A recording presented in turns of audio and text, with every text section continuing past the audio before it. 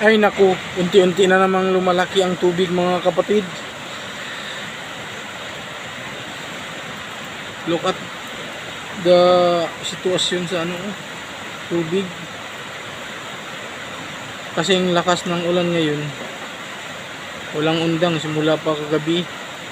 So tuloy-tuloy ang ulan, tuloy-tuloy rin ang baha. Kaya lumalaki yung sapa.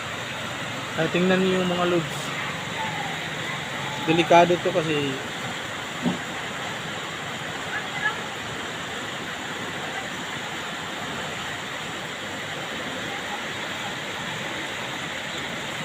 nasa ilalim ng imburnal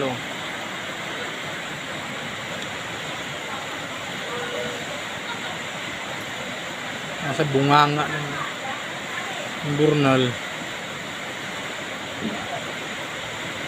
Ayan mga kalodi, unting lumalaki na ang tubig dahil sa lakas ng ulan at palaging umuulan dito. Ayan.